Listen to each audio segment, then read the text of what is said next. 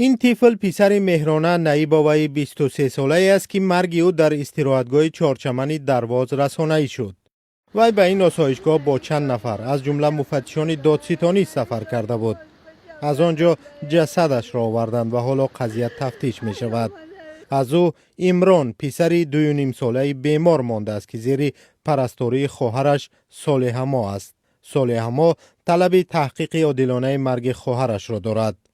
مقامات منصوبیت کودک را با او زیر سوال میبرند و میخواهند یگانه نشانه مهرانه را از دستش بگیرند. او ای خانه بیرون میبرند میگفت اپا اماناتم در دستیت کودک مادر جده یگم کس نتی دینا کپی پاسپورتی و چشم ماندگی مونده در بالش ماشین چور شو خودش بختش گرد زیسته کفتای و چش یک دستش ماندگی از چخ کده خواه میره و میکنه.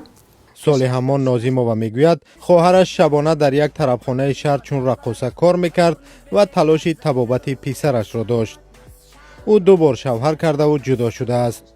به ایده‌های صالحه ما وقتهای اخیر مهرانه با دادستان فیروز سیدزاده رابطه داشت و به استراحتگاه درواز هم با دعوت او و همراه با چند دختر دیگر رفته بود. خواهر ما بردگی سیدزاده فیروز این پیش خونه زنگ زدگی اومدگی بردگی اند روزی امو رفتن با ره در برامدگی بود زنگم زد گفت که اپا ما امو درواز رفتستم میشینم گشته میام بچهش مزش نبود. ما گفتم که نره بچت کساله گفت که اپا میرم میام قطعی امی فلان و دمام.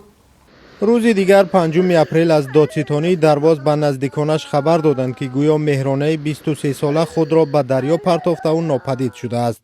7 اپریل خبر رسید که پیکر او پیدا شده است. با گذشت 20 روز از مرگ مرموز مهرانه مقامات حادثه را شرح ندادند.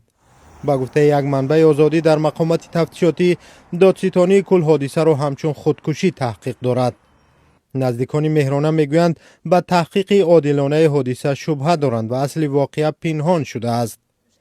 صالحه ما میگوید به خودکشی خواهرش باور ندارد. خواهر ما گردنش شکستگی بده خواهر ما تونم جره دوختن که گردنش راست بیسته.